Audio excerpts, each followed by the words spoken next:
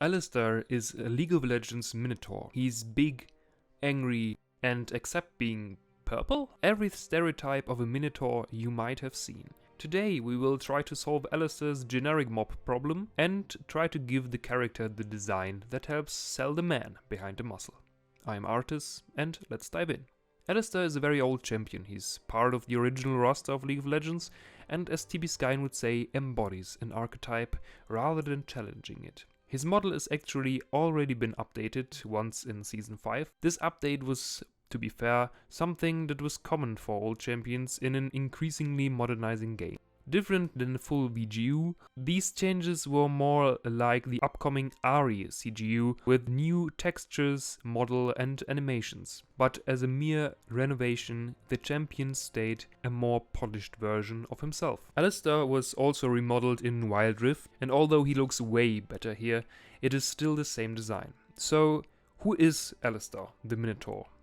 ALISTAR is one of the Minotaurs of the Great Barrier Mountains, north of Piltover and Zorn, and at the south border of Noxus, the ever-expanding empire. In short, Noxus was about to siege Basilich, a coastal city to the east, but would only enact so with the Minotaur clan's support. It was called for a parley on neutral ground. The general sentiment of the Minotaurs was to join the empire, for opposed to their society and their protection of trade routes, in general were seen as not more than beasts, and therefore outsiders to the different surrounding nations. But ALISTAR, a noble warrior who was respected among all the clans, remained skeptical. ALISTAR had always urged his kin to forge greater bonds with other races, but he knew Noxians from encounters to be cunning people who were not easily trusted. The other clans could do as they might, but ALISTAR's clan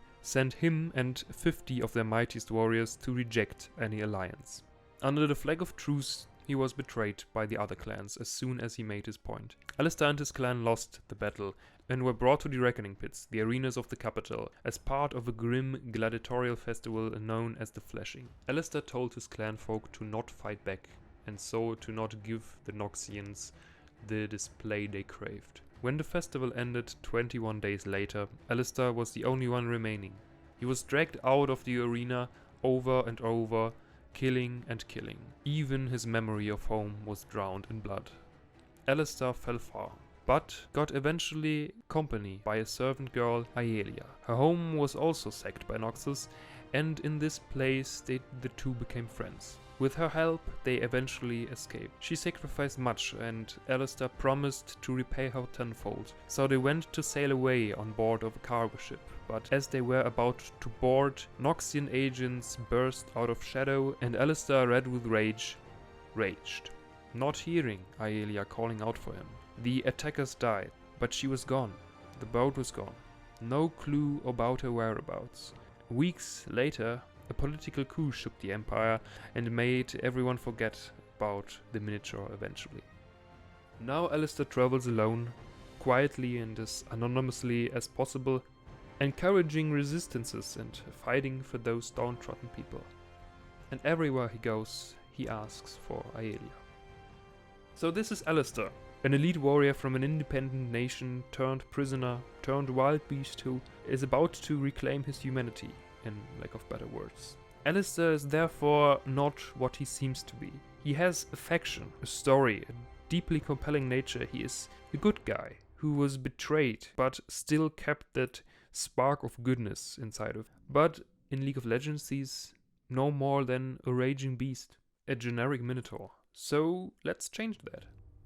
At first I did some explorations about ALISTAR's physique and silhouette. ALISTAR, the great warrior, the beast, but also, more important, the protector. The protector is the role he plays in League of Legends, the game. He is a big, immovable object that will definitely move you. He keeps the little and feeble carries safe so they can finally become strong and defeat the Empire. With this in mind, ALISTAR has to be big. He should be someone who can stand in front of you and totally deflect anything thrown at you. So bigger is definitely better. Now, after choosing a few examples, I've started exploring his looks, but it was pretty clear to me that ALISTAR's body design is actually pretty fine.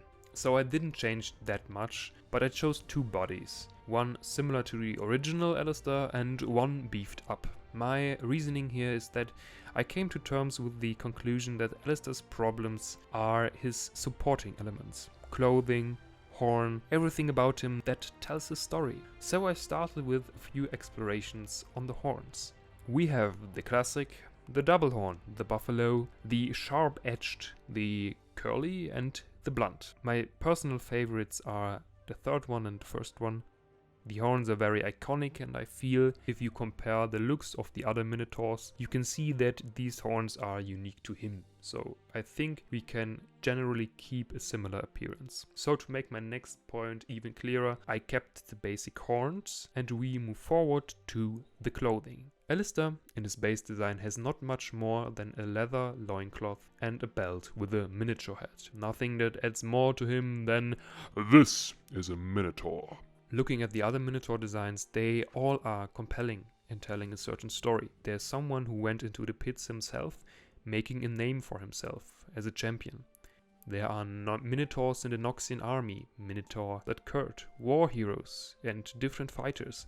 Now there are also stories about Minotaur smiths. ALISTAR just looks like the most basic one, and this is very sad.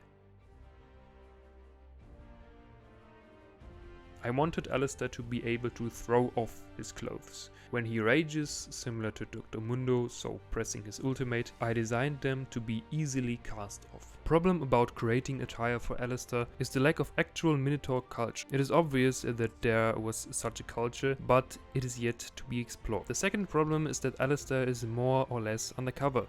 He was marked by the pit and is full of scars, so he can't run around naked. The clothes should paint him as thoughtful and cultured, while in situations of confrontation he basically rolls down his sleeves, revealing the monster and raging. None of these designs feel 100% perfect to me, so I meshed together 2 of them and started rendering them. Then I added colors, first a bit too vibrant, but later on a bit more based to support his humble nature. I still added a different nose ring because I think he would have changed it as soon as possible, but the chains stayed.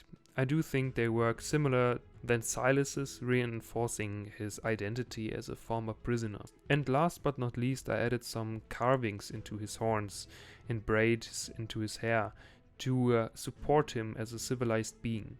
So this would be my attempt for an ALISTAR rework. Then we have to ask 2 more questions. The first is, why purple? ALISTAR is the only purple Minotaur. Everyone else is brown. So I had the following ideas. Maybe because ALISTAR is a hero, his clan gave him something void-tempered, something that strengthened him, but in times of great stress made him rage easily. Or his clan sees violet as a color of evil, also connected to the void, and he was permanently colored violet as a sign of shame. This would be cool because you could implement an enemy Minotaur who works together with Noxus, and he might have overseen him thrown into the pits and maybe sent the Noxian assassins after him when he broke out. ALISTAR's violet color is a great mystery, and I'm looking forward to find out why he got this way. And the second question is, how could his splash look like? These are my ideas.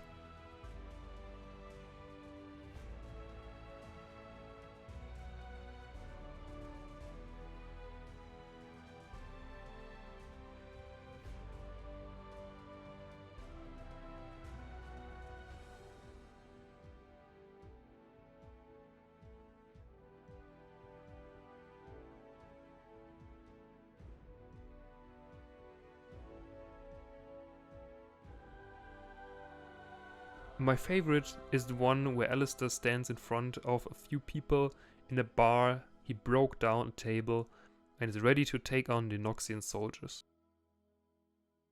This was Arthis, and I hope we know now how to easily improve ALISTAR's design. Like and subscribe if you liked the video, and I catch you in the next one, where we look at another original character.